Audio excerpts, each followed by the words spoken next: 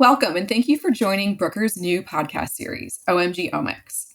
I'm your host, Kate Stumpo. I work at Bruker. I've been with Bruker for about 18 months, and I've gone from application scientist up to a market manager. So there's a lot of variety in what I've seen so far in my time at Bruker. I hope that I can bring to you the excitement that I feel with science every day. I hope that I can bring to you the OMG moments that will keep you coming back and listening for more as we bring various guests in this year. What we want to do is to make science work for you.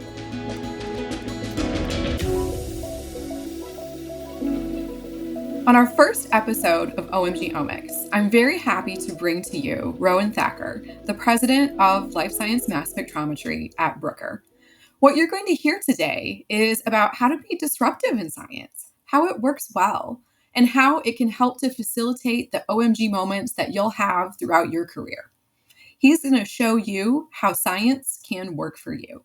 We're going to touch on a variety of topics that are important for Bruker and how we're making gains in the life science mass spectrometry market. Thank you so much, Rohan, for being here as our first guest to kick off our OMG OMx podcast series. My pleasure. So, Rohan, you've been with Bruker in a variety of different roles. You started in R&D, you moved up to president of the division as your current role. In looking back at your time here with Bruker, when did you start to direct and push for Bruker to be truly competitive in the life science market instead of just magnet-based mass spectrometry solutions?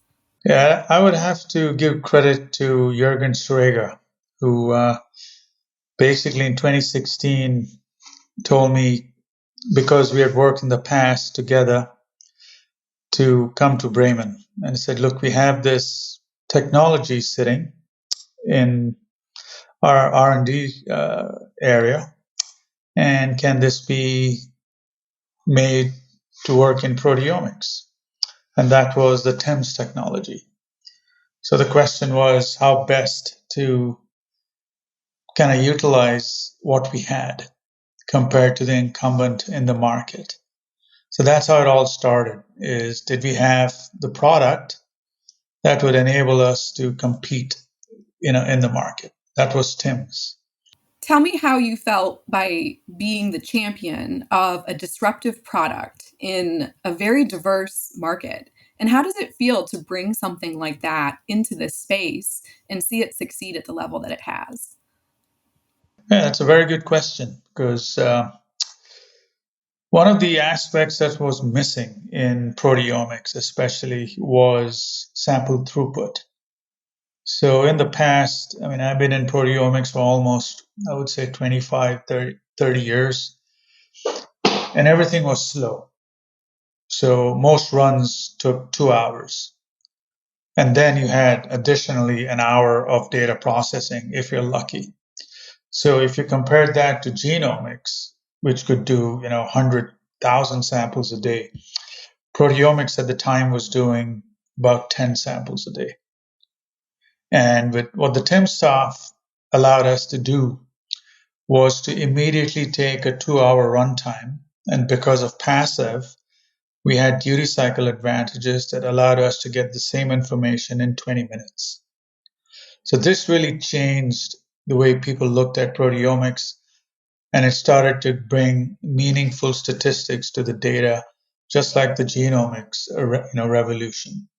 And once we knew we had this speed where we could crank through many samples a day, the other aspect was taking all these data files and converting that into actionable knowledge, right? So we needed software, and that's where we went after John Yates and Robin Park's company called IP2, and that's what became Pacer and Run and Done. So for the first time, we not only had innovation on the hardware, but we also could give our users information right after the file was closed. So these two things, I think, put together, the rapid increase in the number of samples that could be analyzed per day, and the data that could be analyzed as soon as the run was over, were real, I would say, breakthrough innovations in a field that was stagnant for about 15 years. So that brings us up to the last few years. But if we look at 2022 specifically, and we think about plasma proteomics, kind of a subset of this, and where we're starting to direct a lot of our attention, what do you think some of the breakthroughs could be, and what role can Bruker continue to play in that in this year, or what has come up in the last year or two? We are in a unique position, right? Because Bruker also has a very strong multi-imaging program. So we know we are leading in that space in terms of what proteins we can now identify in tissue through our partnership with Ambrogen and the multiplex labels. So most of the diseases that we see in oncology start in tissue. Now, the whole attraction to plasma proteomics is the leakage products from these tumors. And because we have this position of strength in our multi-imaging program, now we have a very strong product on the plasma proteomics side with another acquisition we made, which was PreOmics, that allows us to prepare the samples for analyses. And we got a product that lets you go through, samples quickly. So we have 5-minute runs, for example, in some applications in plasma proteomics, looking at, 300 top proteins. And why is that important? Because when you're doing plasma proteomics, it's usually in a kind of research, but a hospital type clinic setup. So you want to have data quickly processed and analyzed. You can't wait weeks for data to be turned around. So the speed of passive and TIMS technology plus our pacer package allows us to go through many samples a day and derive this information where it can be used to make a decision, or at least advise our users as a secondary test, of course, because it's a RUO product that it can have impact. And we have some very good examples with Dr. Roman Fisher at Oxford, Matthias Mann and Martins Reed and Copenhagen, Ellen Van Gool up at the Radboud. People like that one are using our systems in that context.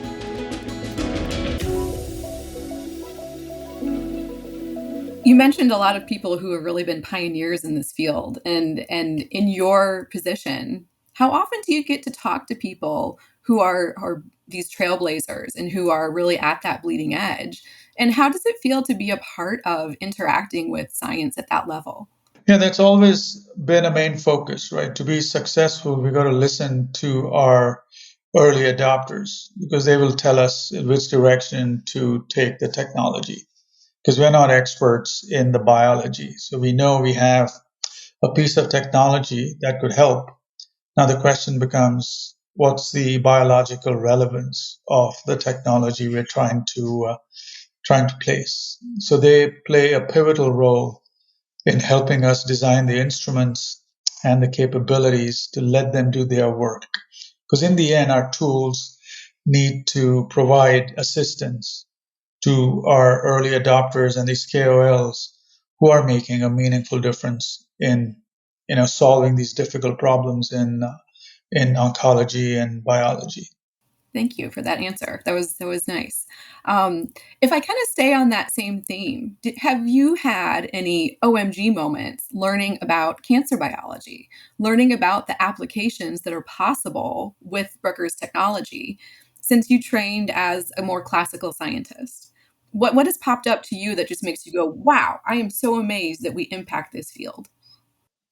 Yeah, I have the perfect actually answer for that. So Roman Fisher, who is a very excellent scientist and a good friend, sent me this image of 96 well plates from the floor all the way to the top of the timsTOF flight tube. And he sent me this picture and said, "Look, Ron, this is the impact your product has made in our daily life." And I think, that image, an image is worth 1,000 words, they say, right? It's perfect because for the first time, he could cut through 6,000 samples without cleaning his mass spectrometer. And that to me was really an oh my God moment because it's like, wow, we achieved something that was difficult is, designing a robust mass spectrometer where one of our users is happy to send us such an image. Rohan, you've dropped the concept of spatial omics and the spatial component several times now. So I'd like to go back to that. This is an evolutionary field for proteomics as well to bring that spatial component in. Can you tell us your thoughts on the rapid growth and success of spatial proteomics and omics in general at Bruker?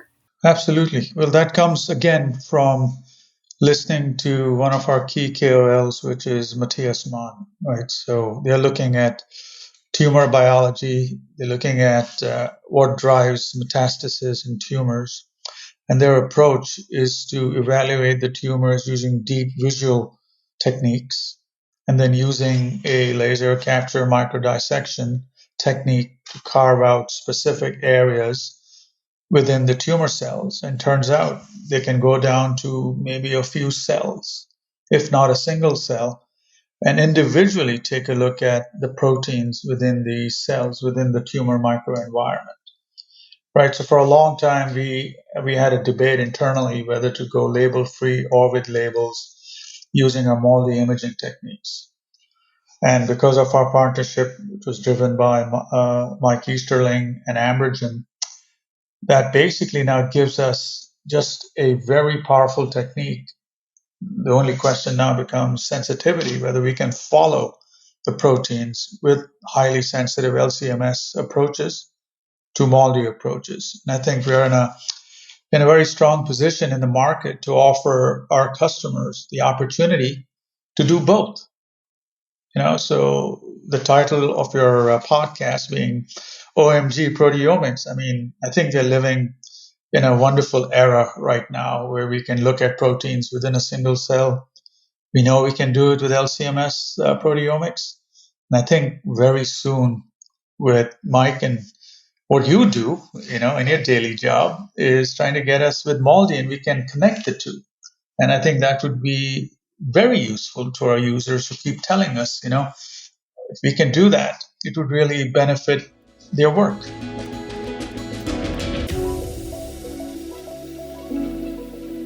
Do you have any other OMG people that you haven't had the opportunity to meet yet that you think could continue to be impactful? Do you have a science crush on anyone that you've never had the opportunity to interact with in this field or otherwise? And I'm an old guy, so most of the people who are established in the field, I've had the good fortune to know and listen to. Right, so people like John Yates, Matthias, Albert Heck. It's been a very satisfying career, I would say. And now, if I could learn more from the oncologists, whether we can translate mass spectrometry and truly make it widely adoptable, like a genomics instrument. I would say in my next or in this current phase in my career, that would be the goal, is to listen to how we could translate, the complexity of mass spectrometry and make it an everyday tool. If we can achieve that, I think it would be wonderful.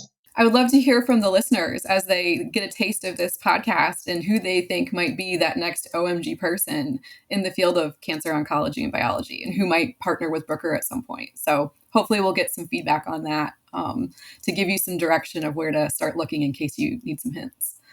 All right. So let's think a little bit more or talk a little bit more about your career in industry. If I can ask you a couple more questions here. What would you want some of the new people at Bruker to hear as they're joining on at this exciting time? How would you motivate them and make sure that they feel empowered to achieve everything that's possible?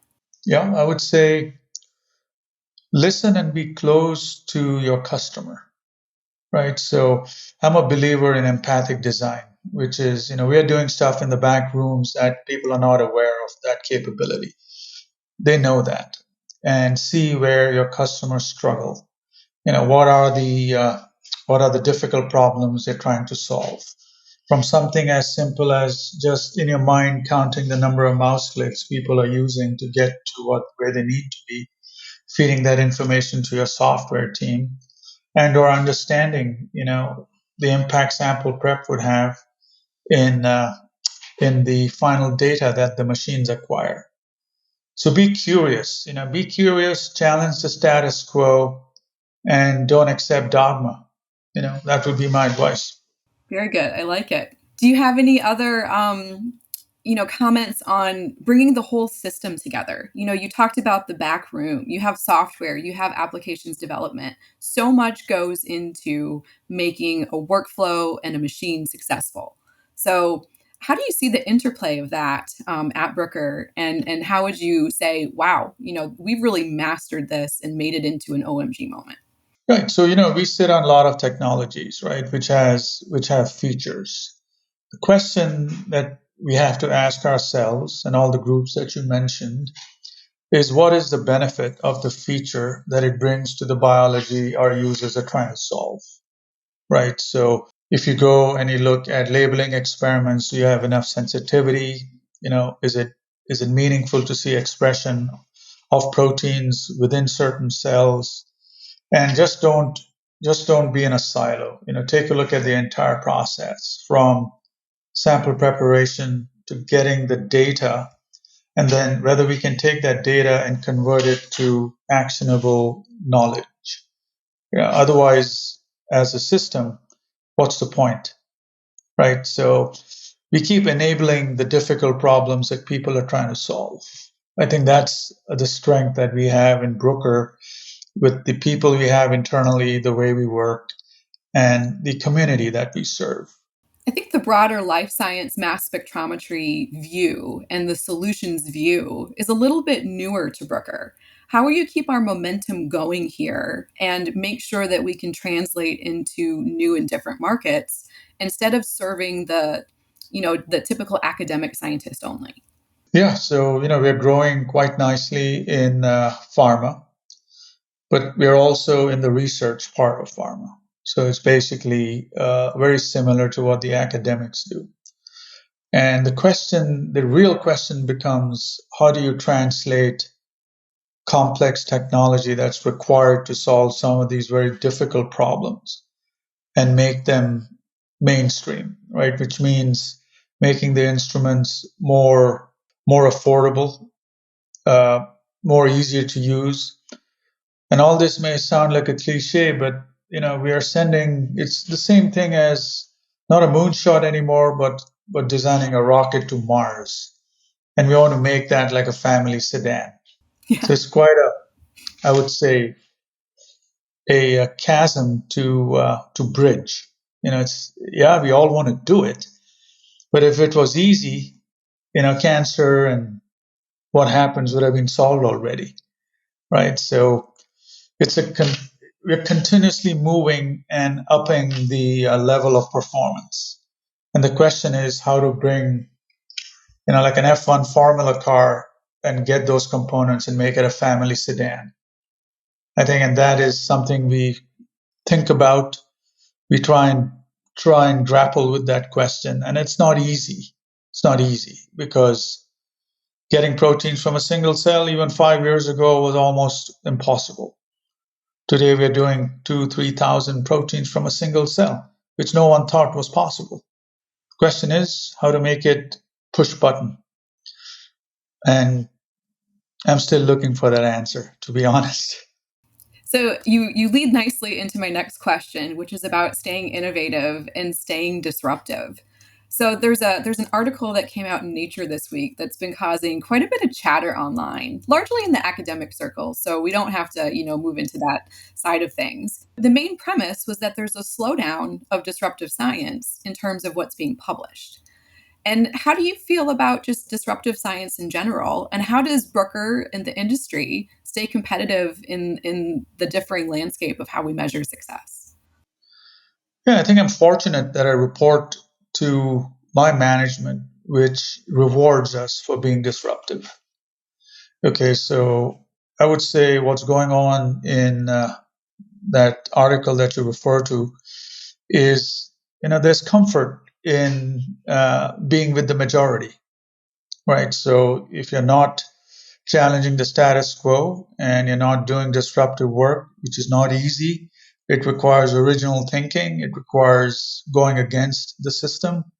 These are not easy tasks, but if you're supported, and I'm in the, I would say, enviable position where my bosses allow me to take risks that are calculated and that end up solving these difficult problems. Because if you don't think outside the box, then you become mainstream, right? So how do you get what we do? Take a laser, focus it to 1 micron so you can hit a cell.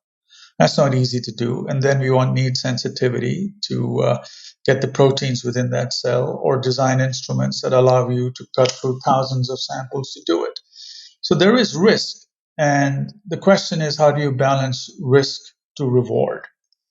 And if you got the backing of good management where you can go after disruption, which is not easy, right? You only know disruption after you've done it. So there are many failures that no one talks about, but only the successful examples of disruption, which are few and far between, which no one talks about either.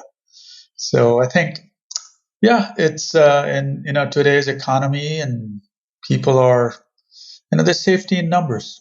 So I don't blame them. It's that's why you got fewer Nobel prizes. Not everyone wins one, and it's not easy what we do. I think that's how I feel about it. There's nothing wrong in trying to substantiate what's already out there, and it's very difficult to be disruptive. You're absolutely right. Um, what do you think about the way that Bruker brings in people? We have such a high number of PhDs that interact from the sales team all the way through your level of position and our CEO. We don't shy away from people who have taken that harder course and put their interest in science first before turning to business or industry. Do you have any thoughts or feelings on that type of personality that is drawn into Bruker? Yeah, I think it reflects, our CEO, Frank Laukien, and, my boss, Jürgen Eureka, who have always encouraged quality over quantity, right? So we are in a business where we are talking to scientists. So we're not exactly a B2C type of business, right? So we're not on the consumer side. We're talking to scientists. So it's like a pilot trying to sell an airplane to another pilot. So how do you talk the same language?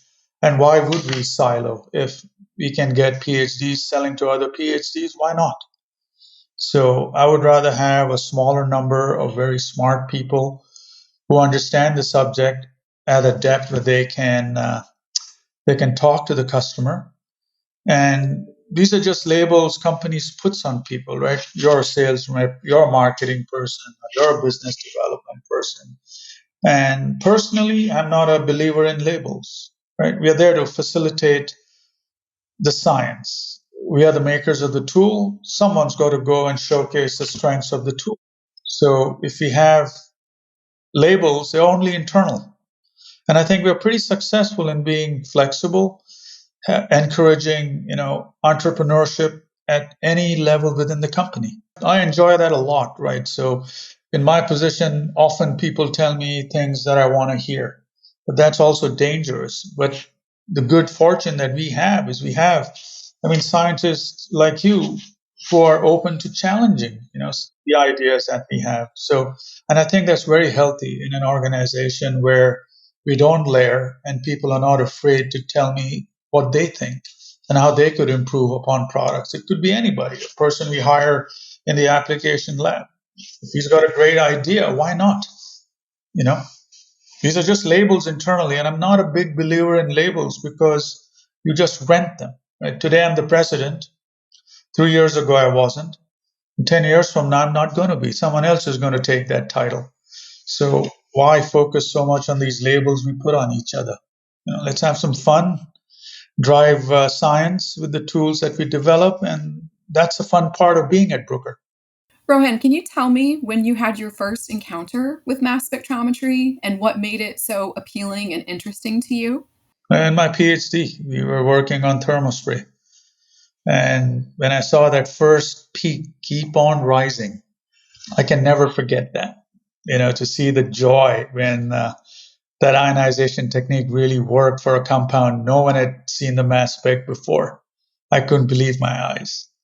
And I was very lucky to fall into the field, to start working on instruments like that. And that was really, I will never forget that moment. where we got the first spectra and we could confirm the molecular mass of that compound. It was called fumonisin B1, and it was a mycotoxin that was driving horses crazy, and no one had discovered that molecule before. The NMR guys had some idea, and we had one of the first samples that was isolated out of South Africa, and it came to our laboratory. I was working on this prototype instrument. We said, "Wait, let me inject it, see what happens." And I still remember like it was yesterday. I think that was almost 30 years ago. It was amazing to see that. To close out, let's do what I think is hopefully an easy question for you.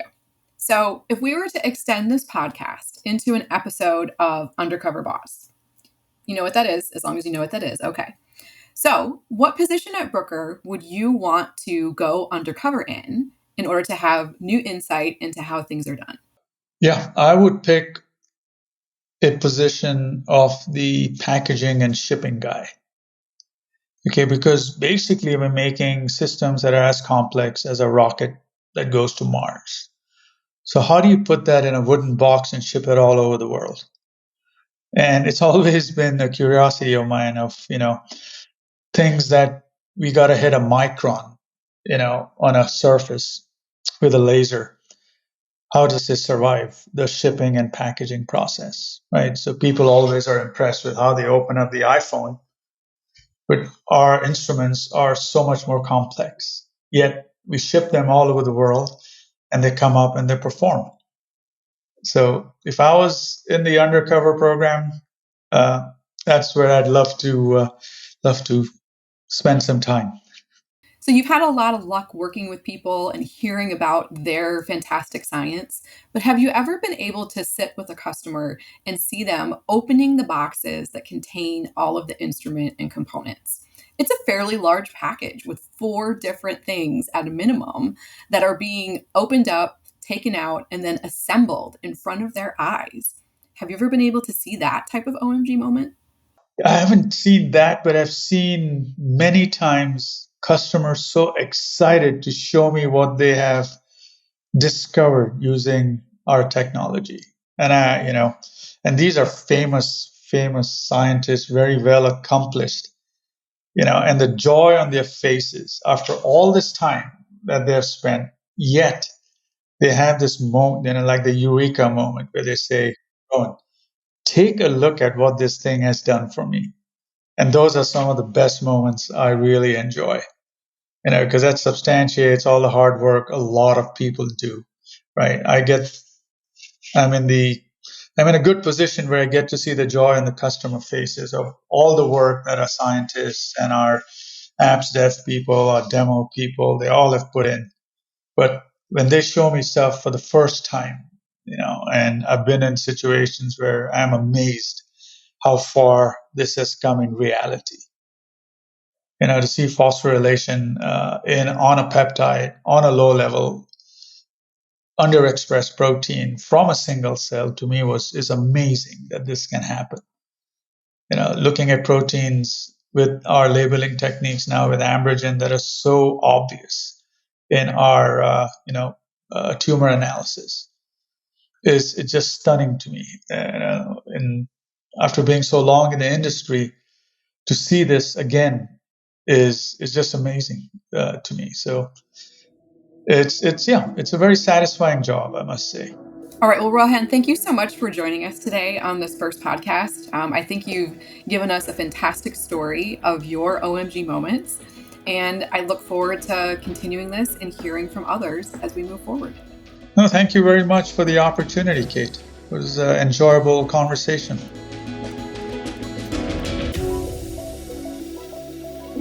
I hope you enjoyed our first episode of the OMG OMx podcast. As a call to action, like I mentioned, I'd love to hear from all of you, and I thought I'd share my OMG science moment as well. When I was an undergraduate at the University of Northern Iowa, I got to do mass spectrometry for the first time. And in my instrumental analysis class, I learned about this fantastic equation, Ke equals 1/2 mv squared. Blew my mind, still does. How can something so simple do such amazing science inside a mass spectrometer and inside an instrument? It carries with me to this day. I've always said that since I live in New Hampshire, I'd get a personalized license plate, but I haven't been able to figure out a way to make KE 1/2 MV squared into a license plate. So maybe you guys have some suggestions for me. Maybe you guys can share with me what your OMG moments were, because it's fantastic that we can carry these with us and that we can keep science in mind with the work that we do on a daily basis. Signing off until next time.